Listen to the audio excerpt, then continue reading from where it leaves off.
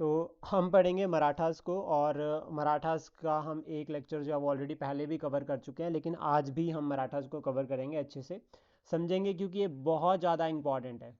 और साथ में जो है वो कीवर्ड्स जो है वो अपने साथ नोट डाउन करते रहें, ताकि जो है वो आपको जो है वो काफ़ी जो है वो रिवीजन में हेल्प मिले। क्योंकि रिवीजन का एक जो सबसे बेस्ट तरीका है वो सबसे पहले यही है कि सबसे पहले आप अपने जो है वो नोट्स, यानी कि जो आपके क्लास नोट्स हैं, उनको पढ़ो। क्लास नोट्स के बाद फिर देन जो है क्लास नोट्स के बाद देन फिर जो हमारे सप्लीमेंट्री नोट्स होते हैं आप उनको पढ़ सकते हो। फिर अगर कोई आप स्टैंडर्ड बुक पढ़ना चाहते हो तो वो पढ़ सकते हो। ठीक है। उसके बाद कोई अगर स्टैंडर्ड बुक आपको पढ़नी है तो आप पढ़ सकते हो। प्लस साथ में मैंने आपको बताया है कि मॉडर्न हिस्ट्री के लिए तमिलनाडु बोर्ड की एनसीईआरटी, उसको साथ में पढ़ते रहना क्योंकि वो बहुत इंपॉर्टेंट है। तमिलनाडु बोर्ड की जो एनसीईआरटी है वो इन सब को सप्लीमेंट कर देगी, तब आपको स्टैंडर्ड बुक में वो एक तरह से कवर हो जाएगी। तो उससे बाहर कुछ भी नहीं आता।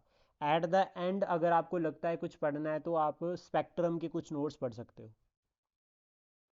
कुछ स्पेक्ट्रम भी सारे नहीं पढ़ने, कुछ एक फैक्ट पढ़ने हैं जो प्री के लिए बहुत इंपॉर्टेंट है। तो शुरुआत करते हैं मराठास के साथ। तो मराठास जो थे सबसे इंपॉर्टेंट और सबसे इंटरेस्टिंग चैप्टर ये हमारी जो है वो मॉडर्न हिस्ट्री का। मराठास सबसे इंपॉर्टेंट चैप्टर है मॉडर्न हिस्ट्री का, इंटरेस्टिंग भी। इनके पास पूरा पोटेंशियल था कि ये पूरे इंडिया पर रूल कर लेते, और इन्होंने किया भी ऐसा, लेकिन ये कंसोलिडेट नहीं कर पाए। और ये जो मैप है, अगर हम बात करें यहाँ पर साउथ, नॉर्थ, ईस्ट और वेस्ट, तो इस पूरे रीजन में जो है वो यहाँ पर जो मराठास का कंट्रोल था टिल 1759। 1759 तक मराठास ने जो है उसको पूरा कंट्रोल किया। और 1761 के बाद, यानी कि यहाँ पर हुई थी एक बैटल, पानीपत की तीसरी लड़ाई पानीपत का, उससे जो है वो यहाँ पर जो है वो मराठा जो है फाइनली जो है वो लॉस्ट कर जाते हैं अपने ग्लोरी को। यहाँ पर हम पढ़ेंगे कैपेबल लीडर्स के बारे में कि कौन कौन जो है वो इंपॉर्टेंट लीडर था और कितने कैपेबल थे। प्लस यहाँ पर एक स्वराज, जो कंसेप्ट स्वराज का जो हमारे फ्रीडम स्ट्रगल में बाद में आता है, उसको यहाँ पर जो है वो मराठा जो है वो कल्चर में देखा गया है। शिवाजी छत्रपति शिवाजी महाराज के टाइम में जो है उन्होंने जो है वो स्वराज कंसेप्ट को जो यहाँ से शुरू किया, उसको हम पढ़ेंगे। प्लस यहाँ पर देखेंगे करेज और डिसिप्लिन। दैट मीन्स कि मराठा आर्मी सुपीरियर थी, और क्यों जो है वो मराठा जो थे वो इतने कैपेबल थे कि वो पूरे इंडिया पर रूल कर सकते थे, यानी कि मुगल एम्पायर को जो है वो रिप्लेस कर सकते थे। और ऐसा क्यों नहीं वो कर पाए, क्या रीजंस है कि वो फेल्ड हो गए। ठीक है। एक्सपर्ट थे वो गुरिल्ला वॉरफेयर। इनके पास जो आर्मी सिस्टम था, एक तो वो थोड़ा मॉडर्नाइज था, दैट मीन्स कहीं ना कहीं वो यूरोपियन लाइंस पर था। फॉर एग्जाम्पल शिवाजी के पास उनकी नेवी थी, और उन्हें फादर ऑफ इंडियन नेवी भी कहते हैं। तो इससे हमें ये भी क्लियर होता है कि नेवल पावर भी थे वो, और उन्होंने जो है वो पुर्तगालीज को भी हराया था। तो इससे जो है वो ये क्लियर होता है कि उनकी आर्मी जो थी वो बहुत स्ट्रांग थी। प्लस वो फेमस थे अपनी स्पीड के लिए। पुणे से, यहाँ पर पुणे और इधर दिल्ली, ये पहुंच जाते थे घोड़ों पर ही। तो स्पीड के लिए बहुत ज़्यादा फेमस थे। देन हम पढ़ते हैं कि जो ये पुणे है, मतलब अगर हम बात करें पुणे और प्रेजेंट टाइम पे मराठास, तो मराठास जो है वो महाराष्ट्र प्रेजेंट टाइम पे जो स्टेट है, वहाँ पर जो है वो मेनली जो है वो लिंक्ड है। It is a part of Deccan plateau. ये डक्कन प्लेट्यू का पार्ट है, जिसके फीचर्स है अगर हम देखें ईस्ट साइड पर जो है, अगर हम बात करें ईस्ट साइड पर, तो यहाँ पर आपको डक्कन प्लेट्यू देखने को मिलेगा, हार्ड डक्कन प्लेट्यू, जो क्या है वल्केनिक नेचर में था। अगर हम बात करें डक्कन प्लेट्यू के बारे में, तो वहाँ पर जो ब्लैक सॉइल मिलती है, और ये जो है वो एंशंट, यानी कि एक तरह से इसको जो है वो हम कह सकते हैं कि यहाँ पर जो है वो ब्लैक सॉइल, ब्लैक सॉइल है वो यहाँ पर मिल रही है। दूसरा फैक्टर ये है कि ये जो है वो प्लेट्यू है, और ये प्लेट्यू जो है वो वोल्केनिक एक्टिविटीज़ की वजह से बना है। दूसरा, अगर हम उसके बाद हम बात करें वेस्ट साइड में, तो यहाँ पर इस साइड पे आपको मिलती है वेस्टर्न घाट। वेस्टर्न घाट को जो है वो सह्याद्रीज भी कहते थे।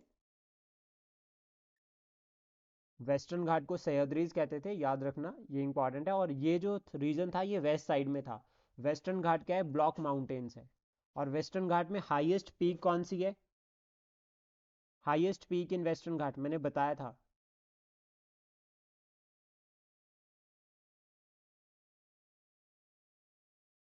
जल्दी बताओ, वेस्टर्न घाट में हाईएस्ट पीक कौन सी है?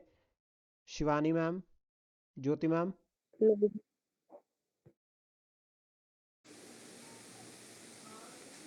हाईएस्ट पीक कौन सी है? वेस्टर्न घाट डोडा में बेटा। डोडा बेटा इज इन नीलगिरी हिल्स। फिर अनामुड़ी होगा सर। अन्नामुड़ी होगा। मतलब कंफ्यूजन रहता है इन दोनों में से। तो वेस्टर्न घाट में अन्नामुड़ी, ठीक है, और नीलगिरी हिल्स में डोडा बेटा। अरावली हिल्स में कौन सी हाईएस्ट पीक है? अरावली हिल्स, गुरु शिखर। अरावली हिल्स यहाँ पर है, यहाँ पर है Guru Shikhar. Western sorry Vindhyachal range में कौन सी हाईएस्ट पीक है? ये नोट डाउन करते रहो, साथ में ये आते हैं मैच द फॉलोइंग में प्रीलिम्स में। विंध्याचल रेंज में कौन सी हाईएस्ट पीक है? शायद वो गुडविल करके है ना शायद। हाँ सर सद्भावना अभी आप शिखर। बताओगे ना, मतलब ये पढ़ाओगे ना? नहीं नहीं, ये जो मैं ऑलरेडी क्लास में इनसे पूछ रहा हूँ, ये सारे ज्योति मैम, शिवानी शर्मा जी और लता मैम ये पढ़ चुके हैं। विंध्याचल रेंज में जो हाईएस्ट पीक है वो है सद्भावना शिखर।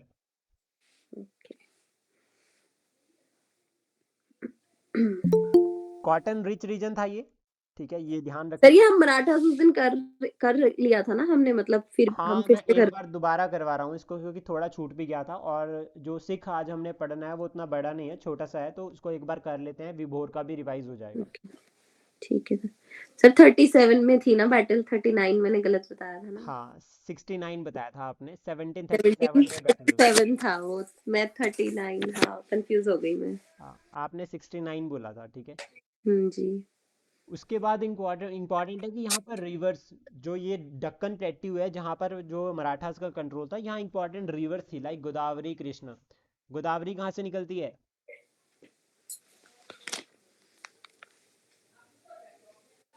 गोदावरी का ओरिजिन कहाँ से होता है रुडाली मैम?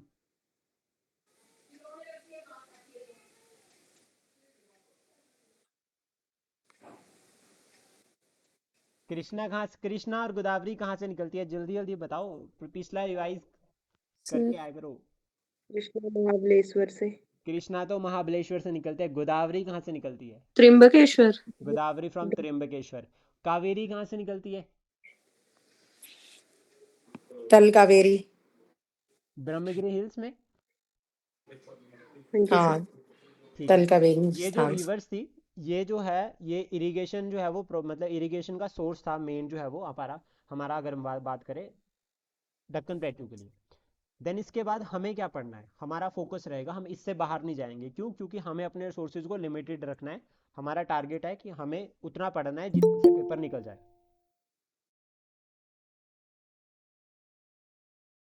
तो इसमें शिवाजी को हम पढ़ेंगे और उनके स्वराज के ड्रीम को। देन पेशवाज को पढ़ेंगे, और यहाँ से शिफ्ट है शिवाजी तक और शिवाजी के बाद के जो है वो पेशवाज दोनों के एडमिनिस्ट्रेशन में थोड़े से चेंजेस है। देन मराठा एडमिनिस्ट्रेशन को देखेंगे, बैटल्स और ट्रीटीज, ये बहुत इंपॉर्टेंट है। मराठाज और इंग्लिश को पढ़ेंगे, और उसके बाद फैक्टर्स रिस्पॉन्सिबल फॉर डिक्लाइन, कि मराठाज क्यों हारे, मराठाज का टैक्स सिस्टम भी कवर करेंगे। तो शुरुआत करने से पहले, शिवाजी को शुरुआत करने से पहले, क्योंकि हरलीन मैम ने कहा कि हमने पढ़ लिया था ये पहले, तो मुझे बताओ शिवाजी के बाद कौन जो है वो नेक्स्ट जो है वो छत्रपति बने थे, और उसके बाद के जितने बने हैं उनको लाइन वाइज बताओ सारे। सर शिवाजी, फिर शिवाजी, संभाजी, शिवाजी फिर संभाजी, है ना, फिर मतलब शाहू जी कैप्चर हो गए थे तो राजा राम बने थे, राजा राम, और फिर उनके बेटे शिवाजी सेकंड, शिवाजी सेकंड, फिर शाहू जी। फिर शाहू जी। तो ये सीक्वेंस है, याद रख लेना। यहाँ से ऐसा ही बनता है कि पहले जो है वो छत्रपति शिवाजी महाराज है, जिन्होंने जो है वो मराठा स्टेट को जो है एस्टेब्लिश किया। देन उसके बाद उनके बेटे संभाजी, फिर संभाजी के बाद उनके भाई राजा राम, फिर राजा राम के बाद उनके बेटे शिवाजी सेकंड, फिर उसके बाद संभाजी के बेटे शाहू जी। ये सीक्वेंस है जो हम अभी देखेंगे। देन शिवाजी की अगर हम बात करें, तो शिवाजी का जो बर्थ है वो शिवरनी फोर्ट में हुआ था 1627 में, और इनकी जो डेथ है वो 1680 में हुई थी at the age of the 52। 52 साल के होके मरे हैं ये, शहीद हुए हैं एक तरह से भी कह सकते हैं। और इन्हें जो है वो फादर ऑफ इंडियन नेवी कहा गया है। इनके फादर शाहजी भोसले, ये जो डक्कन आर्मी थी ऑफ अहमदनगर उसमें सर्व करते थे। इनकी मदर जीजाबाई, और इनके गुरु रामदास समरथ। इन दो पर्सनालिटीज का शिवाजी की लाइफ में बहुत इंपॉर्टेंट रोल रहा है। अगर हम बात करें रामदास जी की, तो रामदास जी जो मराठी पोइट थे, ये रिफॉर्मर थे, ठीक है, हिंदू संत भी अगर हम इन्हें कहें, और ये राम भगवान के डिवोटी थे, ठीक है। इन्होंने मराठी एक तो नेशनलिज्म को प्रमोट किया, दूसरा इन्होंने मराठा कल्चर है उसमें जो है इन्होंने एक तरह से जो है वो भक्ति मूवमेंट को भी जो है वो प्योर फॉर्म में जो है वो इंट्रोड्यूस किया। इन्होंने जो है वो प्योर फॉर्म ऑफ भक्ति को इम्प्लीमेंट किया, ठीक है। रिफॉर्म्स के लिए इन्होंने फोकस किया, साथ में इन्होंने स्वराज्य जो नेशनलिज्म की अगर हम बात करते हैं, ठीक है, यहाँ पर स्वराज्य जो शिव छत्रपति का जो स्वराज वाला जो ड्रीम था, उसको जो है वो एक ड्रीम बनाने के लिए और उसमें जो है वो सक्सेस दिलाने के लिए गुरु का, यानी कि यहाँ पर जो है वो रामदास जी का बहुत इंपॉर्टेंट रोल रहता है उनकी लाइफ में। इनिशियली क्या करते हैं ये, सबसे पहले जब छत्रपति शिवाजी महाराज जी को ये लगता है कि लड़ तो हम रहे हैं, होता क्या था कि ये गुरिल्ला वॉरफेयर में एक्सपर्ट थे और इन्हें जो है वो other states like Bijapur, Golconda, Mughal hire करते थे मराठास को, ठीक है, दक्कन में कैंपेन के लिए। तो ये इनके माइंड में जो है वो ये इन्होंने सोचा कि लड़ हम रहे हैं, मर हम रहे हैं, ठीक है, तो क्यों ना हम खुद के लिए मरे, खुद के लिए लड़े। तो इसलिए ये स्वराज एस्टेब्लिश करते हैं और अपनी कैपिटल बनाते हैं रायगढ़ 1656 में, यानी कि 1656 में ये अपनी जो है वो एक कैपिटल बना देते हैं जिसका नाम था रायगढ़। कैपिटल बनाने का मतलब हो गया कि एक जो है वो स्टेट जो है वो शुरू हो गई मराठा। देन इसके बाद कंटेम्प्रेरी इनके औरंगजेब थे, इनके जो अपोजिट में थे वो थे औरंगजेब, बहुत इंपॉर्टेंट पर्सनालिटी मुगल एम्पायर का। फिर इसके बाद क्या होता है, एक इंपॉर्टेंट बैटल आती है, that is battle of Pratapgarh 1659। ये ईयर बहुत इंपॉर्टेंट है। यहाँ पर क्या होता है कि जब मुगल जो है वो अटैक करते हैं जो है वो बीजापुर पे, मुगल जब अटैक करते हैं बीजापुर पे, तो उसका फायदा उठाकर शिवाजी क्या करते हैं, अहमदनगर पर रेड करते हैं। और ये इवेंट था, ये बैकग्राउंड था, बैटल अभी बाकी, बैटल क्यों हुई उसका रीजन ये था। देन इसके बाद जो आदिल शाह ऑफ बीजापुर था, जो आदिल शाह मतलब जो बीजापुर का जो रूलर था आदिल शाह, एक तो वो ऑलरेडी औरंगजेब के इन्वेजन से परेशान था, दूसरा वो क्या करता है, अफजल खान को अपॉइंट करता है शिवाजी को पनिश करने के लिए। फिर जब शिवाजी और अफजल खान दोनों आपस में मिलते हैं, तो यहाँ पर जो बैटल हुई है that is battle of Pratapgarh. और यहाँ पर शिवाजी जो है वो क्या करते हैं, अफजल खान को मार देते हैं। जब अफजल खान को मार दिया, एक एक एक लीडर, एक जनरल को मार दिया शिवाजी ने, तो यहाँ से औरंगजेब को मैसेज गया कि नॉट ओनली बीजापुर और गोलकोंडा वही एक चैलेंज नहीं है, अब मराठा भी चैलेंज हो गए हैं। तो यहाँ पर क्या करते हैं औरंगजेब राजा जय सिंह जो अंबर के राजा थे उनको अपॉइंट करते हैं, प्लस साथ में उनके साथ भेजते हैं दलेर खान को शिवाजी को जो है वो पनिश करने के लिए। शिवाजी जो राइज कर रहे थे उनको एड्रेस करने के लिए, शिवाजी को राइज करने नहीं देना है, उनको रोकना है। यहाँ पर क्या करते हैं, जय सिंह जो है वो पुरंदर, जो शिवाजी का बहुत इंपॉर्टेंट पोर्ट था पुरंदर, इसको कैप्चर कर लेते हैं। इसका रिजल्ट ये रहता है कि ट्रीटी ऑफ पुरंदर होती है 1665 में, और शिवाजी सरेंडर करते हैं। तो जितने भी फोर्ट्स जो है वो शिवाजी ने जीते थे, ठीक है, जितने भी किले जो है वो शिवाजी ने जीते थे, वो सारे के सारे जो है वो सरेंडर करते हैं, मराठा सरेंडर करते हैं मुगल्स को। और यहाँ पर क्या होता है, उसके बाद शिवाजी जो है वो औरंगजेब के कोर्ट में जाते हैं आगरा।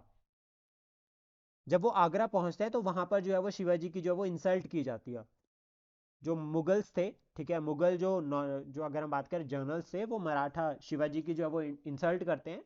और इन रिटर्न जब शिवाजी वापस आते हैं तो यहाँ पर जो है वो बैटल ऑफ सलहार होती है 1672। जितने फोर्ट उन्होंने जो है वो ट्रीटी ऑफ पुरंदर में हारे थे वो सारे के सारे जीत लेते हैं वापस। जितने भी उन्होंने फोर्ट्स जो है वो लॉस्ट किए थे ट्रीटी ऑफ पुरंदर के अंडर, वो सारे के सारे जो है वो वापस रीगेन करते हैं। और 1674 में यहाँ पर जो है वो अपने आप को टाइटल देते हैं महाराजा का और छत्रपति का, एट कहाँ पर, रायगढ़ फोर्ट में। तो देखो सबसे पहले कैपिटल बनाई थी रायगढ़, तो वहां पर वो अपने आप को छत्रपति का टाइटल भी देते हैं। और फिर उनकी जो डेथ हो जाती है 52 ईयर्स ओल्ड की, जब वो 52 साल के थे 1680 में। इसके बाद शिवाजी के एडमिनिस्ट्रेशन की अगर हम बात करें, तो सबसे पहले सेंटर पे जो वो खुद स्ट्रांग होल्ड था उनका, सेंट्रल एडमिनिस्ट्रेशन थी, सब कुछ सेंट्रलाइजेशन थी, पावर डिवीजन नहीं थी मराठाज में जो है वो प्रोविंसेस के पास उतनी ज्यादा पावर नहीं थी जितनी सेंट्रल अथॉरिटी के पास थी। सेंटर था, देन उसके बाद प्रोविंसेस से फिर प्रांत थे छोटे छोटे, और फिर परगनाज, या हम इनको डिस्ट्रिक्ट भी कह सकते हैं, और फिर विलेज लेवल पर जो हेड थे वो थे पटेल जो है वो विलेज लेवल पर हेड थे, और उन्हें असिस्ट करते थे कुलकर्णी। कुलकर्णी जो है वो साईं भगवान में वो कुलकर्णी सरकार जो आते हैं ना, वही ये कुलकर्णी सरकार है। ये क्या करते थे, ये क्लर्क थे और ये रिकॉर्ड्स को मेंटेन करते थे। और जहां पर जो है वो टाउन सिस्टम था, वहां पर इंपॉर्टेंट रोल रहता था कोतवाल का। जहां पर टाउन सिस्टम था वहां पर इंपॉर्टेंट रोल रहता था कोतवाल का। प्रोविंसेस जो थे वो जैसे आज के टाइम पे स्टेट्स है, उस टाइम पे प्रोविंसेस, तो ये प्रोविंसेस दो पार्ट्स में डिवाइड थी। पहली बिग प्रोविंस और दूसरी स्मॉल। तो जो बिग प्रोविंस थी उस पे जो हेड करते थे वो थे सर सूबेदार। जैसे फॉर एग्जांपल मल्हार राव होलकर। मल्हार राव होलकर को जो है वो सर सूबेदार ऑफ द होलकर, जो जहाँ होलकर जो इंदौर में रहते थे वहां का कहते थे। देन उसके बाद स्मॉल में अगर हम बात करें तो मल मत दर, ये याद रखना, ये बहुत इंपॉर्टेंट है। ये दो नाम जो है वो बहुत ज़्यादा इंपॉर्टेंट है, पूछ सकते हैं ऐसे, आपको आ सकता है। देन सेंट्रलाइज्ड एडमिनिस्ट्रेशन की अगर हमने बात की तो यहाँ पर जो शिवाजी थे उनका मेन कंट्रोल था। शिवाजी को असिस्ट करने के लिए काउंसिल ऑफ मिनिस्टर थी जिसको कहते थे अष्ट प्रधान मंडल। और ये जो अष्ट प्रधान मंडल थे इनको कहते हैं काउंसिल ऑफ मिनिस्टर्स। ये council of minister appointed by Shivaji. That means यहाँ पर जो कंसेप्ट आता है वो इंडिविजुअल रिस्पॉन्सिबिलिटी का आता है, कि ये जो है वो शिवाजी ने अपॉइंट किया और शिवाजी को रिस्पॉन्सिबल है। और प्रेजेंट टाइम में इसको कहते हैं इंडिविजुअल रिस्पॉन्सिबिलिटी। जैसे हमारे यहाँ पर council of ministers present time पे individually responsible to the president, क्योंकि प्रेसिडेंट उनको अपॉइंट करता है, लेकिन वो इलेक्टेड है हमारे थ्रू, तो इसलिए कलेक्टिवली रिस्पॉन्सिबल टू पीपल। और लोकसभा, तो वो लोकसभा के लिए कलेक्टिवली रिस्पॉन्सिबल होंगे और इंडिविजुअली रिस्पॉन्सिबल होंगे प्रेसिडेंट के लिए। और यहाँ पर भी ऐसा था, पर यहाँ पर कलेक्टिव नहीं था। कलेक्टिव इसलिए नहीं था क्योंकि ये इलेक्टेड नहीं थे, ये राजा के द्वारा, शिवाजी के द्वारा अपॉइंटेड थे। इंडिविजुअल रिस्पॉन्सिबिलिटी में अगर कोई पर्सन ने कोई डिसीजन लिया तो वो उसके लिए इंडिविजुअली रिस्पॉन्सिबल होगा। अगर वो डिसीजन फेल हो गया तो इसका मतलब ये नहीं होगा कि पूरी की पूरी काउंसिल को ही रिजाइन करना पड़ेगा। लेकिन कलेक्टिव में अगर एक पर्सन ने डिसीजन लिया तो वो सबका डिसीजन, सबकी सबकी उसमें जो है वो शेयर रहेगा, तो सबको रिजाइन करना पड़ेगा। तो आज के टाइम पे ऐसा होता है। जो ये अष्ट प्रधान थे इनको हेड करते थे पेशवाज। और पेशवाज जो थे इसमें सबसे इंपॉर्टेंट पर्सनालिटी हैं जो बाद में भी रहेंगे। दूसरा, यहाँ पे जो ये काउंसिल ऑफ मिनिस्टर थी, ये शिवाजी को एडवाइस तो करते थे बट लेकिन शिवाजी के ऊपर इनकी एडवाइस बाइंडिंग नहीं थी। और ये council of minister hereditary post नहीं थी। दैट मीन्स राजा का बेटा राजा, सॉरी, अगर हम राजा का बेटा तो राजा छोड़ो, यहाँ पर कि काउंसिल ऑफ मिनिस्टर में फॉर एग्जांपल पेशवा है तो उनका नेक्स्ट जो उनका बेटा होगा वो पेशवा नहीं बनेगा। यहाँ पर हेरिडेटरी नहीं थी। उसके बाद शिवाजी ने अपॉइंट किया हिंदू और मुस्लिम दोनों को। दैट मीन्स कहीं ना कहीं इन्होंने सेकुलर पॉलिसीज को फॉलो किया। रेवेन्यू कलेक्शन की अगर हम बात करें यहाँ पर, तो रेवेन्यू कलेक्शन जो था, एक तो सबसे पहले उन्होंने जो जमींदारी सिस्टम था उसको अबॉलिश किया। और लैंड रेवेन्यू कलेक्शन के लिए उन्होंने सबसे पहले लैंड को मेजर भी किया। फिर उन्होंने कहा कि आपको रेवेन्यू पे करना पड़ेगा 40%। आपको 40% रेवेन्यू जो है वो पे करना पड़ेगा, और वो भी रेवेन्यू आप सैलरी और मतलब पैसे में या फिर काइंड दोनों में जो है वो दे सकते हैं। प्लस ये भी कहा था कि आप जो हो वो इंस्टॉलमेंट में भी पे कर सकते हो। और रेवेन्यू कलेक्शन के लिए अब देखो जमींदारी सिस्टम तो अबॉलिश कर दिया, तो इन्होंने सिस्टम इंट्रोड्यूस किया कराकुंस का। जो कराकुंस थे ये रेवेन्यू कलेक्टर्स थे। दो इंपॉर्टेंट टैक्स आते हैं इसमें, चौथ और सरदेशमुखी। जो चौथ था वो 1/4 of the land revenue pay to the Marathas to avoid raids. Maratha क्या करते थे, अदर टेरिटरीज, फॉर एग्जांपल अगर ये मराठा टेरिटरी है और ये मुगल, ये इस तरह से जो है वो मुगल टेरिटरी है, ये जो है वो बीजापुर हो गया, ये गोलकुंडा हो गया इधर, तो मराठास क्या करते थे, इन टेरिटरीज पर रेड करते थे। तो यहाँ के जो रूलर्स थे उन्होंने क्या कहा था कि आपको रेड करने की जरूरत नहीं है, आपको ऑलरेडी जो है वो लैंड रेवेन्यू जो होगा उसका जो है वो 1/4 यानी कि 25% मिल जाया करेगा, आपको रेड करने की जरूरत नहीं है। और उसके बाद जो सरदेशमुखी था, ठीक है, सरदेशमुखी का ये क्या था, ये एडिशनल जो टैक्स था, मतलब चौथ के ऊपर जो एडिशनल टैक्स लगता था 10%, दैट इज योर सरदेशमुखी। और ये जो है उनके ऊपर लगता था जिसके ऊपर जो है वो मराठास के हेरिडेटरी क्लेम्स थे।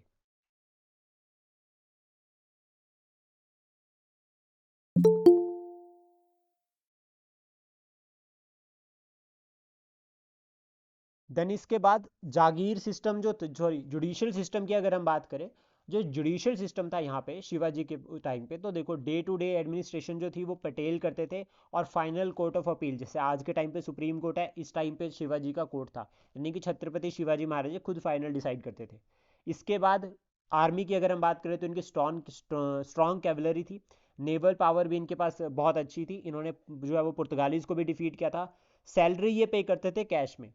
उसके बाद मेरिट बेस्ड रिक्रूटमेंट सिस्टम था, यानी कि कोई हेरिडेटरी सिस्टम नहीं था, मेरिट बेस्ड सिलेक्शन होती थी, जैसा आज के टाइम पे होता है, एग्जाम होता है फिर उसके बाद सिलेक्शन होती है, तो सेम ऐसा ही इस जो है वो शिवाजी ने भी इंट्रोड्यूस किया था। देन उसके बाद रेगुलर आर्मी, शिवाजी के पास एक रेगुलर आर्मी थी, रेगुलर स्टैंडिंग आर्मी। शिवाजी की डेथ हो जाती है 1680 में। उसके बाद जो नेक्स्ट जो छत्रपति बनते हैं वो बनते हैं संभाजी। संभाजी के जो फेज़ है वो बहुत छोटी है, सिर्फ इन्होंने 9 साल तक ही रूल किया है। और होता क्या है कि शिवाजी के बेटे होते हैं, इनके टाइम पे बैटल ऑफ वई हुई है, जिसमें कि क्या करते हैं, मुगल फोर्सेस को डिफीट करते हैं। बट 1689 में ये क्या होते हैं कि इनको कैप्चर कर लेते हैं मुगल, और उसके बाद टॉर्चर करके मार देते हैं। औरंगजेब इनको कैप्चर कर लेते हैं और टॉर्चर करके मार देते हैं।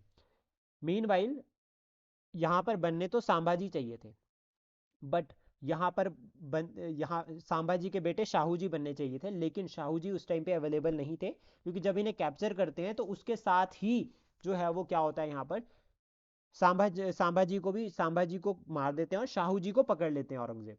तो नेक्स्ट जो छत्रपति बनते हैं वो बनते हैं राजा राम। और राजा राम जो छत्रपति बनते हैं ये प्रतिनिधि होते हैं, ठीक है, ये टेम्पररी पोस्ट होती है, परमानेंट पोस्ट नहीं होती है। लेकिन उसके बाद इनकी भी डेथ हो जाती है 1700 में। और उसके बाद जो नेक्स्ट बनते हैं वो बनते हैं इनके बेटे शिवाजी सेकंड।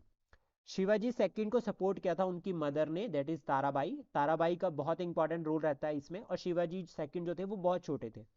और यहाँ से जो है वो कहीं ना कहीं जो है वो मराठास का भी राइज होता है, मराठास में जो है वो पेशवाज का भी राइज होता है। और फिर फाइनली यहाँ पर क्या होता है 1707 में, जब औरंगजेब की डेथ हो जाती है, तो उसके बाद जो है वो बहादुर शाह वन जो थे हमारे 1707 में जब वो एम्परर बनते हैं, तो वो क्या करते हैं, शाहू जी को रिलीज करते हैं, but not accepted as Maratha king. उन्हें चौथ तो दे देते हैं बट सरदेशमुखी नहीं देते। अब ये चौथ और सरदेशमुखी का कंसेप्ट जो है वो यहाँ पर इसलिए होता है क्योंकि उन्होंने जो है वो मराठा जो ये संभाजी थे इन्हें एक्सेप्ट नहीं किया मराठा सरदार। दैट मीन्स एक्सेप्ट नहीं करना मतलब यहाँ पर जो है वो सिविल वॉर शुरू हो गई। सिविल वॉर किसके बीच में, शिवाजी सेकंड जो ऑलरेडी रूल कर रहे थे, और शाहू जी जो लीगली जो है वो छत्रपति बनने चाहिए। तो इन दोनों के बीच में जो है वो एक छोटी सी वॉर शुरू हो जाती है, सिविल वॉर। इसमें एक साइड पे थी ताराबाई, दूसरी साइड पे थे पेशवाज। अब शाहू जी को जो लीगल क्लेम था उसको सपोर्ट किया पेशवाज ने। तो यहाँ पर इन दोनों के बीच में वॉर होती है छोटी सी, और फाइनली इसमें जो विक्ट्री होती है वो होती है शाहू जी की। वॉर ऐसी नहीं हुई कि ये आपस में लड़ने लगे, वॉर क्लेम्स को लेकर हुई कि कौन जो है वो नेक्स्ट छत्रपति बनेगा। तो इसमें जो है वो फाइनली एक ट्रीटी साइन करते हैं ये लोग, ये फैमिलीज जो होती हैं ट्रीटी साइन करती है, और यहाँ से जो है वो सतारा कोल्हापुर वाला जो रीजन था वो शिवाजी सेकंड को दे देते हैं, ठीक है, कि आप वहाँ पर उसको संभालो। और जो मेन पुणे था वो जो है वो शाहू जी महाराज के अंडर आ जाता है, जिसमें जो है वो पेशवाज जो है वो उनके जो है वो मेन जो है वो प्रधानमंत्री बन जाते हैं। पेशवाज का हमें याद रखना है, अब वही सीक्वेंस जैसा हमने शिवाजी के लिए पढ़ा था हमें पेशवाज का भी याद रखना है। तो बालाजी विश्वनाथन, उसके बाद बाजीराव आते हैं, फिर बालाजी बाजीराव आते हैं, फिर माधव राव आते हैं, फिर नारायण राव आते हैं, फिर रघुनाथ राव, देन सवाई माधवराव, फिर बाजीराव सेकंड, फिर नाना साहिब। तो ये सीक्वेंस है, एग्जाम में पूछा जाता है। सीक्वेंस बेस्ड क्वेश्चंस जो है वो एचएएस प्रीलिम्स में तो बहुत ज़्यादा रहते हैं। अगर हम बात करें एचपी एचएएस में सीक्वेंस वाइज आते हैं, तो इसको सीक्वेंस वाइज ही याद करें। पेशवाज की बात करें तो हमने अष्ट प्रधान में बात करी थी पेशवाज की, जहां पर जो है वो हेरिडेटरी जो है वो पोस्ट नहीं थी। तो यहाँ पर सबसे पहला चेंज ये होता है कि ये जो बालाजी विश्वनाथन जब 1713 में शाहू जी महाराज के पेशवा बनते हैं, तो वो क्या करते हैं, हेरिडेटरी पोस्ट बना देते हैं, यानी कि पेशवा का बेटा पेशवा ही बनेगा। इन्होंने सपोर्ट किया शाहू जी महाराज को पेशवा बनने में, इन रिटर्न इन्हें पेशवा बना दिया गया। और इन्होंने अपने करियर की शुरुआत की थी as a small revenue officer. That means Peshwas capable थे, ये कैपेबल थे। इन्होंने क्या किया, शाहू जी महाराज को सपोर्ट करने के लिए, ठीक है, इन्होंने जो है वो मुगल से दोस्ती करी, और मुगल से भी किससे दोस्ती करी, फारूक सियार के टाइम पे सैयद ब्रदर से इन्होंने दोस्ती करी। राजा राजा से दोस्ती नहीं कर रहा है, यहाँ पर पेशवा यानी कि एक जो जनरल था दूसरा जनरल यानी कि सैयद ब्रदर्स उनसे वजीर से दोस्ती कर रहा है। दोनों वजीर थे, ठीक है, एक प्राइम मिनिस्टर दूसरा भी प्राइम मिनिस्टर, ये दोनों आपस में दोस्ती हुई। और इस दोस्ती में क्या हुआ, जो आपके सैयद ब्रदर्स थे इन्होंने कहा बालाजी विश्वनाथन को कि आप फारूक सियार को हटाने में हमारी मदद कर दो, इन रिटर्न आपको जो है वो हम क्या करेंगे, मराठा छत्रपति डिक्लेयर करवा देंगे। मतलब शाहू जी महाराज को जो है वो मराठा छत्रपति डिक्लेयर करवा देंगे। और डिक्लेयर कराने का मतलब क्या होगा, चौथ और स्वदेशमुखी ग्रांट करना। बालाजी विश्वनाथन बोलते हैं कि ठीक है सर, हम आपकी हेल्प करेंगे, और ये फारूक सियार को मारकर मोहम्मद शाह रंगीला को जो है वो एम्परर बना देते हैं। यहां तक समझ आ गया? यस। फारूक सियार को मारने का कारण ये था कि 1717 में फारूक सियार ने, अब फारूक सियार एक पपेट किंग था, मतलब उसको सैयद ब्रदर्स ने राजा एम्परर बनाया था, लेकिन वो अपनी मर्जी से एक डिसीजन ले लेता है, that is farman to East India Company, जिसमें वो कहता है कि आप ड्यूटी फ्री ट्रेड करो, आपको टैक्स पे करने की कोई जरूरत नहीं है, ईस्ट इंडिया कंपनी को बोलता है। तो फारूक सियार को का ये जो डिसीजन था दैट गोज अगेंस्ट द, ये जो डिसीजन था वो सैयद ब्रदर्स को पसंद नहीं आता है, और सैयद ब्रदर्स जो है वो फारूक सियार को मार देते हैं। फिर यहाँ पर क्या होता है, मेनली मराठा को चाहिए था चौथ और सरदेशमुखी की फुल परमिशन, जिससे जो है वो उनकी इंडिपेंडेंस डिक्लेयर हो जाती, और मराठा जो है वो यहाँ पर एक अलग जो है वो पेशवाज के अंडर जो है वो फ्लोरिश करना शुरू कर जाते हैं। 1720 में बालाजी विश्वनाथन को जो है वो लीड करते हैं। नेक्स्ट उसके बाद वो थे बाजीराव वन, 1720 से लेकर 1740। इनके बर्थ टाइम पे ये कहा गया था कि इनकी लाइफ जो है वो बहुत छोटी है। ये वही बाजीराव है, बाजीराव मस्तानी वाले। ये मोस्ट पावरफुल थे और सबसे ज़्यादा स्ट्रांग भी थे पेशवा। अगर पेशवाज में बात करें तो सबसे ज़्यादा स्ट्रांग। इन्होंने क्या किया, मराठास को जो है वो एक्सपैंड करना, मराठास का जो रीजन था उसको एक्सपेंशन शुरू कर दिया। जैसा for example battle of Vasai, battle of Vasai 1733, इसमें जो है ये क्या करते हैं, पोर्चुगीज को डिफीट करता है, या पुर्तगालीज को जो है वो डिफीट करते हैं यहाँ पर, और सिलेट और बसीन दोनों को जो है वो कैप्चर करते हैं। सालसेट और जो आपका बसीन है, इन दोनों को यहाँ पर कैप्चर करते हैं, ठीक है। और बैटल ऑफ वसई में यानी कि पुर्तगालीज एक यूरोपियन पावर को उन्होंने हरा दिया। उसके बाद 1737 में बैटल ऑफ भोपाल, ये होती है बैटल ऑफ भोपाल बिटवीन आपका निज़ाम और मराठा, और यहाँ पर ये डिफीट करते हैं किसको, निज़ाम को। और यहाँ पर जो ट्रीटी होती है वो होती है दुर्राई सराई, ट्रीटी ऑफ दुर्राई सराई, यहाँ पर जो है वो 1737 में बैटल हुई है। अब उसके बाद यहाँ पर क्या होता है, ये बैटल होने का कारण क्या है, मराठाज राइज कर रहे हैं, जब स्ट्रांग लीडर है तो वो राइज करता है। ये पहुंच जाते हैं दिल्ली, और दिल्ली जाते हैं, और दिल्ली जाकर कहते हैं एम्परर को कि आपको डरने की जरूरत नहीं है, यानी कि मोहम्मद शाह रंगीला को कहते हैं आपको डरने की जरूरत नहीं है, आई एम हेयर, मैं आपको प्रोटेक्ट करूंगा। हालांकि ये पहुंच भी नहीं पाते हैं। फिर जब ये वापस आ रहे होते हैं, वापस आते हुए भोपाल में जो है वो मराठाज जो है वो निज़ाम को जो है वो डिफीट करते हैं। फिर इसके बाद क्या होता है यहाँ पे कि इनकी जो है वो डेथ हो जाती है 1740 में। मीनवाइल यहाँ पर एक इवेंट हो चुका है 1739 में, वो है बैटल ऑफ करनाल। किस किस के बीच में हुई थी ये बैटल ऑफ करनाल,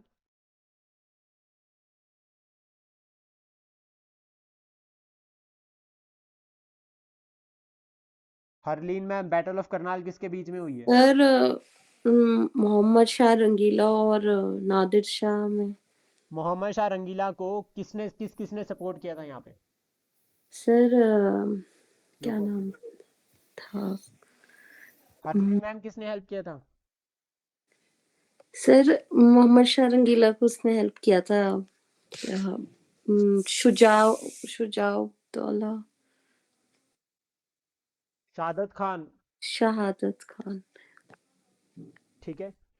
फिर यहाँ पर ये बैटल याद रखना, टर्निंग बैटल है, टर्न, ठीक है। इसके बाद जो नेक्स्ट बनते, अब देखो यहाँ से सर एक मिनट, आपने बोला ट्रीटी ऑफ दुराई सराई किसके बीच में हुई थी? 1737 निजाम, 1737 निजाम और मराठा। ठीक है। फिर इसके बाद क्या होता है यहाँ पे, इस बैटल से ये पता चल जाता है कि मुगल जो है वो हो गए हैं कमजोर। देन नेक्स्ट जो पेशवा होते हैं बालाजी बाजीराव, इनको नाना साहेब वन भी कहते हैं। ये क्या करते हैं, एम्पायर एक्सपेंशन करते हैं। इनके टाइम पे डेथ हो जाती है शाहू जी महाराजे की, यानी कि इसके बाद जो सारा का सारा कंट्रोल था वो पेशवाज के पास चला जाता है। 1759 में ये दिल्ली पर अटैक करते हैं, दिल्ली को इन्वेड करते हैं। देखो अभी तक तो दिल्ली को इन्वेड कौन कर रहा है, वेस्ट से, वेस्ट से दिल्ली पर अटैक हो रहा है। लेकिन इस टाइम पे यहाँ पर नॉर्थ साउथ से जो है वो अटैक कर दिया ऊपर, साउथ से अटैक कर दिया दिल्ली पर, that is by Balaji Vishwanathan, और शाह आलम सेकंड को बोलते हैं कि आपको जो है वो हम डिफेंड करेंगे, अगर आपके ऊपर कोई अटैक करता है तो हम आपको जो है वो प्रोटेक्ट करेंगे। इसका कारण क्या था?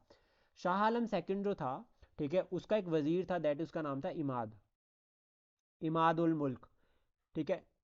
ये वजीर जो है वो बहुत ज़्यादा जो है वो स्ट्रांग हो गया था, और इसको सबक सिखाने के लिए जो है वो मराठा नीचे से आए, मराठा साउथ से आए, उन्होंने इमाद को डिफीट किया। इमाद भागकर चला गया अब्दाली के पास, और अब्दाली को कहा कि सर मराठा जो है वो दिल्ली तक पहुंच गए हैं, अब आपको कुछ ना कुछ करना पड़ेगा, अदरवाइज आपका जो कंट्रोल है वो दिल्ली पर या फिर पंजाब पर नहीं रहेगा, मराठास कैप्चर कर लेंगे।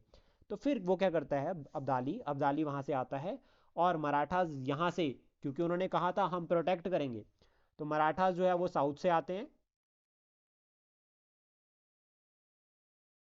ये रही दिल्ली और ये रहा पानीपत इधर, यहाँ से मराठा आते हैं नीचे से, और यहाँ से आता है अब्दाली, और दोनों मिलते हैं पानीपत पे 1761, और that is battle of Panipat, यहाँ पर जिसमें जो है वो मराठास जो है वो हार जाते हैं। और यहाँ पर मराठास के बहुत important leaders like Sadashiv Rao इनकी भी जो है वो बैटल में जो है यहाँ इस लड़ाई में जो है वो डेथ हो जाती है। और ऐसा नहीं है, अब्दाली को भी बहुत नुकसान होता है यहाँ, अब्दाली भी को भी बहुत सारा नुकसान होता है यहाँ पे। और मराठास जब जो पहुंच जा रहे थे पानीपत, यानी कि जो अब्दाली को डिफीट करने के लिए, तो मराठास ने राजपूत से भी हेल्प मांगी, मराठास ने जो है वो अवध को भी बोला कि अवध हमें सपोर्ट करो, ठीक है। तो इनडायरेक्टली उन्होंने कहा तो है कि हम आपको सपोर्ट करेंगे, लेकिन फाइनली जो है वो ये सब मेन बैटल के टाइम पे जो है वो पीछे हट जाते हैं, सपोर्ट नहीं करते हैं, और मराठास जो है वो अकेले रह जाते हैं यहाँ पे। यहाँ पर बहुत इंपॉर्टेंट जो है वो मराठास के जो लीडर थे वो सब जो है वो यहाँ पर हार जाते हैं, मतलब मर जाते हैं। इसके बाद क्या होता है यहाँ पे, जब अब्दाली के इन्वेजन के बाद, तो विश्वास राव जो बाजीराव के जो बेटे थे वो भी यहाँ पर मर जाते हैं, यानी कि नेक्स्ट पेशवा मर गए, ठीक है। उसका सदाशिव राव भी मर जाता है, इंपॉर्टेंट जनरल। 1761 में यहाँ पर जो है वो बालाजी बाजीराव की भी डेथ हो जाती है। फिर उसके बाद जो नेक्स्ट पेशवा बनते हैं वो बनते हैं माधव राव। अब यहाँ पर 1761 में एक बात क्लियर होती है कि मराठा हारे, मराठा हो गए कमजोर। जब मराठा कमजोर हुए तो फायदा उठाया इंग्लिश ने, ईस्ट इंडिया कंपनी ने, निज़ाम ने, और सबसे इंपॉर्टेंट हैदर अली ने, यानी कि मैसूर ने। और हैदर अली ने क्या किया, मराठास की टेरिटरी को कैप्चर करना शुरू कर दिया। बट यहाँ पर क्या हुआ, माधव राव जो है वो एकदम से जो है वो अपनी जो मराठा जो लॉस किए थे उसको रिकवर कर जाते हैं सारा का सारा, और जितना जो है प्रेस्टीज उन्होंने लॉस की थी सब रिकवर करते हैं। सबसे पहले वो हैदर अली को डिफीट करते हैं, और हैदर अली ने जितना जो रीजन कैप्चर किया था उसको जो है वो रीजन वापस ले लेते हैं, प्लस साथ में हैदर की टेरिटरीज को भी कैप्चर कर लेते हैं। तो देखो, जब मराठा कमजोर थे तब हैदर ने अटैक किया, लेकिन जब मराठा स्ट्रांग हुए तो मराठाज ने क्या किया, हैदर पर अटैक किया और सारी की सारी टेरिटरी को वापस ले लिया। इवन जो उसकी टेरिटरी थी जो गई थी, मतलब जो इवन हैदर की जो टेरिटरी थी यानी कि मैसूर का जो कुछ पार्ट था उसको भी वापस ले लिया, उसको भी जो है वो गेन कर लिया। बट इनकी डेथ हो जाती है 1772 में, माधव राव की हो गई डेथ। इसके बाद जो नेक्स्ट जो पेशवा बनते हैं दैट इज नारायण राव, जो इनके भाई थे, ये 5th पेशवा बनते हैं, लेकिन इनको मार दिया जाता है रघुनाथ राव के द्वारा। रघुनाथ राव जो है उनको मार देते हैं। अब होता क्या है कि ये देखो, ये भी भाई है और ये है अंकल। रघुनाथ राव थे भाई, और नारायण राव थे भाई, ठीक है, माधव राव के। लेकिन जो रघुनाथ राव थे नारायण राव के थे अंकल। अब होता क्या है कि आइडली इन्होंने कहा कि देखो मैं बड़ा हूं, मुझे पेशवा बनना है, लेकिन लीगली बनने चाहिए थे नारायण राव। और ये क्या करते हैं, रघुनाथ राव नारायण राव को मार देते हैं। जब नारायण राव को मार दिया तो इसके बाद क्या होता है, यहाँ पे जो नारायण राव की जो वाइफ थी गंगाबाई, वो एक बर्थ देती है, एक चाइल्ड को बर्थ देती है जिसका नाम होता है सवाई माधव राव। अब नारायण राव के बाद जो नेक्स्ट पेशवा बनने चाहिए वो बनने चाहिए माधव राव, सवाई माधव राव। दैट मीन्स रघुनाथ राव अभी भी लीगली क्लेम नहीं कर सकते। यहां पर सपोर्ट करते हैं नाना फडणवीस। नाना फडणवीस क्या करते हैं, सवाई माधव राव के क्लेम को सपोर्ट करते हैं। वो कहते हैं कि सवाई माधव राव क्यों करते हैं, नाना फडणवीस इसलिए करते हैं क्योंकि सवाई माधव राव तो बिल्कुल छोटे थे, वो तो बच्चे थे, उन्हें तो एडमिनिस्ट्रेशन या मराठा एम्पायर का एम भी नहीं पता होगा उस टाइम पे। लेकिन होता यह है कि इससे क्या लगता है नाना फडणवीस को कि मेन पावर उनके हाथ में रहेगी। तो इसलिए वो रघुनाथ राव को सपोर्ट नहीं करते हैं। और इन दोनों के बीच की जो ट्रशल थी वो जो है वो फर्स्ट एंग्लो मराठा वॉर में कन्वर्ट होती है। यहाँ पर क्या होता है कि जब नाना फडणवीस से कोई सपोर्ट नहीं मिलती रघुनाथ राव को, तो वो मूव कर जाते हैं ईस्ट इंडिया कंपनी के पास। और ईस्ट इंडिया कंपनी को में जो है वो सबसे पहले ये साइन करते हैं बॉम्बे में ट्रीटी ऑफ सूरत 1775 में, जिसमें ये कहते हैं कि जो बसीन है वो जो है वो हम क्या कर देंगे, आपको दे देंगे। ईस्ट इंडिया कंपनी को जो है वो बसीन जो है वो मिल जाएगा। ऐसा कौन कहते हैं, रघुनाथ राव। प्लस साथ में रघुनाथ राव बोलते हैं कि मुझे ना 2500 सोल्जर चाहिए ताकि मैं फडणवीस को हरा सकूं और मराठा पेशवा बन सकूं। ईस्ट इंडिया कंपनी बॉम्बे वाली सरकार इसको एक्सेप्ट करती है। लेकिन जब वॉरेन हेस्टिंग तक ये बात पहुंचती है, ठीक है, तो वॉरेन हेस्टिंग क्या करते हैं, इस पॉलिसी को कंडेम्ड करते हैं। वो कहते हैं कि ये ट्रीटी जो है वो सूरत नहीं, ये सही नहीं है, क्योंकि रघुनाथ राव लीगली नहीं हायर है, वो लीगली पेशवा नहीं बन सकता, क्योंकि वो जो है वो उस पोस्ट के लिए नहीं जो है वो अवेलेबल, मतलब वो उस तरह से अगर लीगली नहीं है उस पोस्ट के लिए। फिर क्या होता है यहाँ पे, वॉरेन हेस्टिंग ने ट्रीटी साइन करते हैं, ट्रीटी ऑफ पुरंदर 1776 में। इस ट्रीटी में क्या होता है, यहाँ पे इस ट्रीटी के अंडर ये ट्रीटी साइन करते हैं फडणवीस के साथ, मतलब लीगल हायर। और यहाँ पर कहते हैं कि सवाई माधव राव को पेशवा बनाएंगे और रघुनाथ राव को पेंशन देंगे। साथ में ये भी कहते हैं कि फडणवीस आप जो हो फ्रांस की हेल्प नहीं करोगे, आप फ्रांस से हेल्प नहीं लोगे या फ्रांस को सपोर्ट नहीं करोगे। तो फडणवीस कहते हैं कि ठीक है सर मैं नहीं करूंगा। लेकिन फडणवीस क्या करते हैं, इस ट्रीटी को वॉयलेट कर देते हैं और फ्रांस के साथ दोस्ती कर लेते हैं। अब टू पनिश फडणवीस, फडणवीस को पनिश करने के लिए यहाँ पर क्या होता है, मराठा, ठीक है, जो है वो इंग्लिश क्या करते हैं, आर्मी भेजते हैं। और पुणे के बाहर मराठा आर्मी और इंग्लिश आर्मी दोनों आमने सामने आ जाते हैं। बट यहाँ पर क्या होता है, जो महाद जी सिंधिया, इनके पास एक आर्मी, जो बिग मराठा आर्मी लेकर ये आते हैं, ये क्या करते हैं, ईस्ट इंडिया कंपनी की जो आर्मी थी उसको घेर लेते हैं। और यहाँ पर खाना पानी जो है वो सब कुछ जो है वो कट ऑफ कर देते हैं इंग्लिश आर्मी को।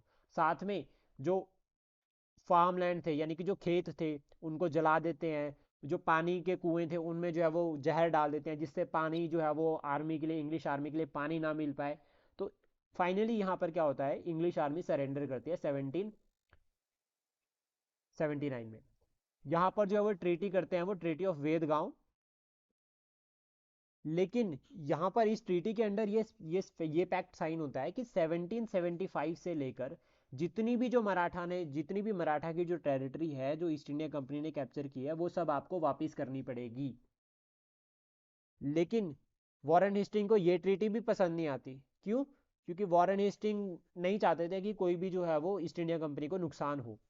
वॉरेन हेस्टिंग क्या करते हैं, एक बड़ी आर्मी बंगाल से भेजते हैं और वो क्या करते हैं, मराठास को फोर्स करते हैं ट्रीटी ऑफ सालबाई के लिए।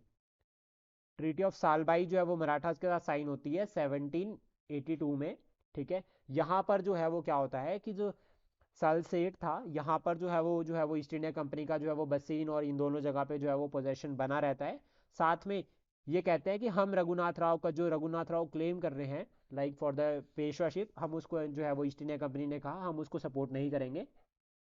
साथ में पेशवास को, फडणवीस को ये भी कहा कि आप क्या करोगे, आप भी फ्रांस को सपोर्ट नहीं करोगे या कोई और यूरोपियन पावर को सपोर्ट नहीं करोगे। अब यहाँ पर मराठास के साथ जो ये पीस ट्रीटी साइन की गई थी 1782 में सालबाई, ये जो है वो ईस्ट इंडिया कंपनी को हेल्प करती है अगेंस्ट हैदर अली। हैदर अली कैसे? क्योंकि मराठास मतलब अलाइन हो गए ना, तो यहाँ फिर वो पे हाँ जी, फ्रेंच हेल्प नहीं लेंगे। यहाँ पे दो बैटल्स हमने, एक बैटल हमने पढ़ी 1775 से लेकर 1782, ये थी फर्स्ट एंग्लो मराठा वॉर। दूसरी बैटल जो यहाँ पर चल रही थी, दूसरी वो थी सेकंड एंग्लो मैसूर वॉर, यानी कि हैदर अली। और हैदर अली यहाँ पर ये कहते हैं इस टाइम पे जो मतलब ये जो बैटल था, इसका बेस जो है वो कहीं ना कहीं मराठा से लिंक करता है। ये जब ये लड़ाई शुरू होनी थी, क्योंकि देखो यहाँ पर जो है वो east India company EIC versus जो है वो मराठा चला था, मतलब इन दोनों के बीच में लड़ाई चली थी। और हैदर अली इसका फायदा उठाते हैं, मराठा के साथ अलायंस करते हैं।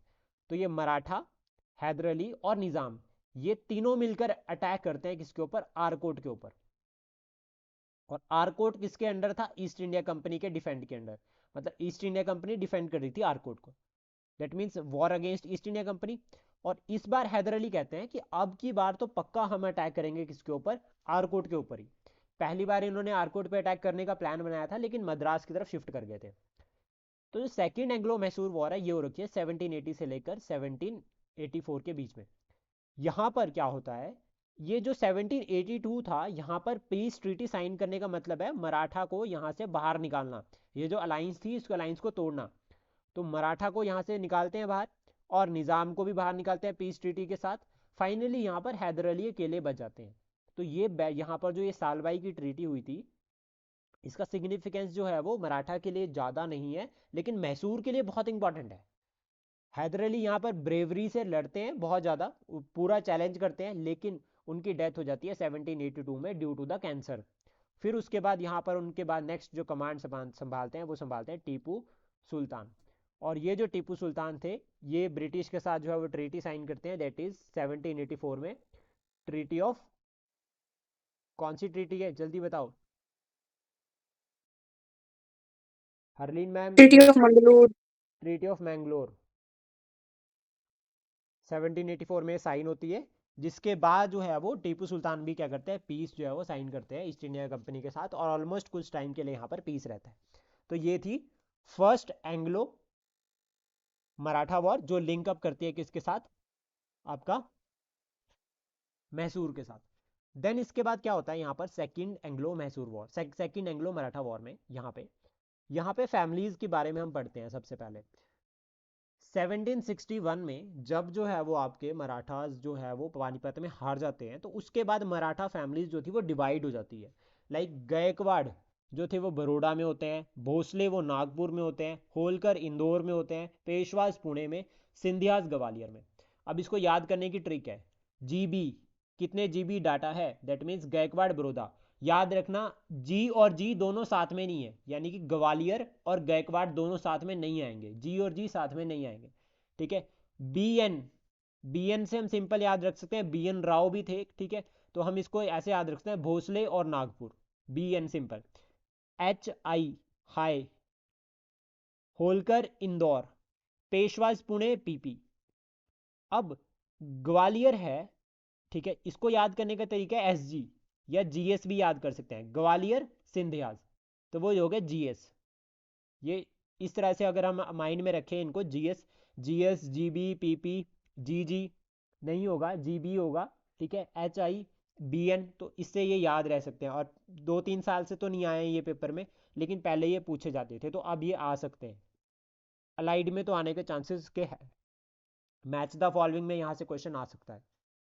तो ये फैमिलीज डिवाइड हो जाती हैं। अब यहाँ पर क्या होता है, 1795 में सवाई माधवराव जो है वो सुसाइड कर लेते हैं, जिसके पीछे फर्स्ट बैटल हुई थी एंग्लो मराठा के बीच में। सवाई माधवराव वो 1795 में सुसाइड कर लेते हैं। मीनवाइल उनके बेटे बाजीराव सेकंड जो है, मतलब वो मर गए, बच्चे थे, शादी नहीं हुई थी उनकी अभी, ठीक है। लेकिन अब नेक्स्ट पेशवा कौन बनेगा, तो यहाँ पर जो रघुनाथ राव के बेटे थे बाजीराव सेकंड, उन्हें जो है वो क्या करते हैं, नेक्स्ट पेशवा जो है वो बना देते हैं। अब यहाँ पे जो है वो सीएम जो थे फडणवीस, वो इस फेवर में नहीं थे, क्योंकि वो जो है वो रघुनाथ राव को पसंद नहीं करते थे, उनके जो है वो रघुनाथ राव के साथ नहीं बनती थी। तो वो क्या करते हैं, उनके बेटे बाजीराव सेकंड को जो है वो पेशवा बना देते हैं। लेकिन यहाँ पर 1800 में डेथ हो जाती है नाना फडणवीस की, यानी कि जो स्ट्रॉन्ग लीडर था मराठा का वो चला गया। उसके बाद यहाँ पर क्या होता है, दूसरे स्ट्रॉन्ग लीडर होलकर, जसवंत राव होलकर, ये क्या करते हैं, जसवंत राव होलकर अटैक करते हैं पेशवा पे और सिंधिया पे। दैट मीन्स मराठा फैमिलीज आपस में लड़ना शुरू कर दिए। जब ये यहाँ पर अटैक करते हैं, तो बाजीराव क्या करते हैं, भाग जाते हैं बसीन। और बसीन किसके अंडर था, ईस्ट इंडिया कंपनी के अंडर। और उन्हें कहते हैं कि सर हमें प्रोटेक्ट कर लो जसवंत राव होलकर के अगेंस्ट, जसवंत राव होलकर ने अटैक किया है हमारे ऊपर, प्रोटेक्ट कर लो। यहाँ पर होती है ट्रीटी ऑफ बसीन 1802। और इस टाइम पे जो गवर्नर जनरल थे that is Wellesley, Lord Wellesley जो है वो गवर्नर जनरल थे। यहाँ पर क्या होता है कि इंग्लिश आर्मी भेजते हैं और जसवंत राव होलकर को जो है वो हरा देते हैं, और होलकर जो है वो पीसफुली ट्रीटी साइन करते हैं। लेकिन यहाँ पर एक फैक्टर आता है, जब ये बसीन की ट्रीटी होती है तो यहाँ पर वेलेस्ली कहते हैं कि हम ऐसे सरेंडर आपको ऐसे नहीं एक्सेप्ट करेंगे, आपको ट्रीटी साइन करनी पड़ेगी, दैट इज बसीन, प्लस साथ में आपको सब्सिडरी अलाइंस साइन करना पड़ेगा। तो पेशवाज क्या करते हैं, सब्सिडरी अलाइंस साइन करते हैं और यहाँ से क्या करते हैं जो है वो मुगल ईस्ट इंडिया कंपनी के साथ पीसफुली जो है वो एक तरह से ट्रीटी जो है उनकी रहती है। अब सब्सिडरी अलाइंस का पॉलिसी क्या है, देखो सब्सिडरी अलाइंस जो है वो वेलेस्ली का आइडिया था, वेलेस्ली ने इसको जो है वो काफ़ी प्रमोट किया। इसके अंडर क्या था, इसमें जो है वो 3 सिस्टम थे, एक था डिफेंस, दूसरा था कम्युनिकेशन और तीसरा था फॉरेन अफेयर। डिफेंस में आती है ईस्ट इंडिया कंपनी की आर्मी, ठीक है। कम्युनिकेशन में आता है मतलब जो पेशवा है वो बिना ईस्ट इंडिया कंपनी की मर्जी से किसी से बात नहीं करेगा, किसी भी फॉरेन जो है वो पावर से बात नहीं करेगा। देन उसके बाद फॉरेन रिलेशन, मतलब किसी के साथ भी जो वो बिना ईस्ट इंडिया कंपनी की मर्जी के रिलेशंस नहीं बनाएगा। डिफेंस का मतलब होगा ईस्ट इंडिया कंपनी की आर्मी, यानी कि इन रिटर्न कंपनी ने कहा कि आपको डरने की जरूरत नहीं, हम आपको प्रोटेक्ट करेंगे, आपको हमारी एक आर्मी अपने पास रखनी पड़ेगी, आर्मी की टुकड़ी जो आपके खर्चे पर रहेगी। यानी कि एक ब्रिटिश की आर्मी की टुकड़ी जो कहाँ पर रहेगी, पुणे में रहेगी, और वो उसका जो खर्चा कौन देगा, पेशवा देंगे, और वो प्रोटेक्ट किसको करेगी, पेशवा को। इसका इनडायरेक्टली मतलब ये हो गया कि ईस्ट इंडिया कंपनी की आर्मी जो है वो पेशवा की खर्चे पर पल रही है, पेशवा उसका खर्चा कर रहे हैं, लेकिन वो लॉयल आर्मी किसको है, ईस्ट इंडिया कंपनी को है। तो दैट मीन्स आर्मी भी बन रही है, रीजन को भी कैप्चर कर रहे हैं, तो इसलिए ये सब्सिडी अलायंस पॉलिसी बहुत ज़्यादा इंपॉर्टेंट होती है। दूसरा ये कहा कि जो पेशवा के कोर्ट में एक इंग्लिश एम्बेसडर होगा, ठीक है, जिसकी जो सारा का सारा एडमिनिस्ट्रेशन में जो है वो इंटरफेयर नहीं करेगा। उन्होंने कहा कि जो पेशवा जो एडमिनिस्ट्रेशन होगी, जो इंटरनल मैटर्स हो गए उसमें हम जो है वो इंटरफेयर नहीं करेंगे, लेकिन होता इसका उल्टा ही है, ब्रिटिश यहाँ पर इंटरफेयर करते हैं। तो ये थी second battle. Second battle simple सी है, जस्ट होलकर ने, जसवंतराव होलकर ने अटैक किया, पेशवा हेल्प के लिए गए ईस्ट इंडिया कंपनी के पास, ईस्ट इंडिया कंपनी ने सब्सिडी लाइन साइन करवा दी, ट्रीटी ऑफ बसीन हुई, बैटल खत्म। देन इसके बाद यहाँ पर थर्ड की बात करते हैं, third Anglo Mysore, third Anglo Maratha होगा, सॉरी ये इसको सही कर लेना, थर्ड एंग्लो मराठा वॉर 1870 से लेकर 19 तक। इस टाइम पे जो गवर्नर जनरल थे दैट इज वो थे हेस्टिंग, इसका नाम था रॉर्डन हेस्टिंग, वो लॉर्ड हेस्टिंग अलग थे, वॉरेन हेस्टिंग अलग थे, ये अलग थे। यहाँ पर क्या होता है, बाजीराव क्या करते हैं, बाजीराव सेकंड एक लास्ट कोशिश करते हैं, सारे मराठास को कंबाइन करते हैं अगेंस्ट ईस्ट इंडिया कंपनी। पहला तो कारण ये हो गया जिसमें जो है वो ईस्ट इंडिया कंपनी जीत जाते हैं, और यहाँ पर जो बाजीराव सेकंड थे, जो पेशवा थे, उन्हें जो है वो एक बिथूर जो है वो कानपुर के नियर जो है वो एक छोटे सा रीजन दे देते हैं, और वहाँ पर जो है वो उन्हें एज ए पेंशनर रख देते हैं। दूसरा फैक्टर यहाँ पर आता है पिंडारी वॉर का।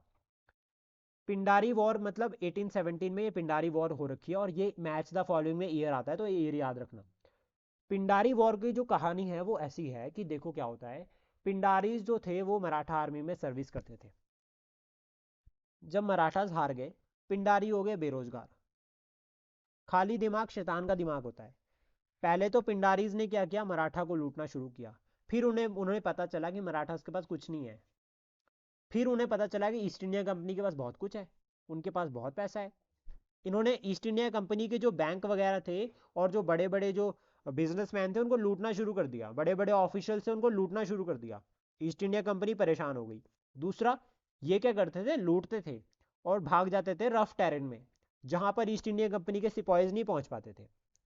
तो यहाँ पर क्या होता है, with the help of Rajput, वो वीर मूवी देखी है ना सलमान खान की, वो पिंडारी, वो वाले पिंडारी है ये, राजपूत की हेल्प से यहाँ पर क्या होता है, जो आपका ये Warren Hasting, sorry Lord Hasting थे, रॉर्डन हेस्टिंग, ये क्या करता है, पिंडारीज किसको जो है वो एक कंबाइन, राजपूत भी परेशान थे, अटैक करते हैं पिंडारीज के ऊपर, और फाइनली पिंडारीज को जो है वो पिंडारी वॉर में डिफीट करते हैं, और इस तरह से डिफीट करते हैं कि इनके जो है वो पता ही नहीं चलता है ये अभी कहाँ गए।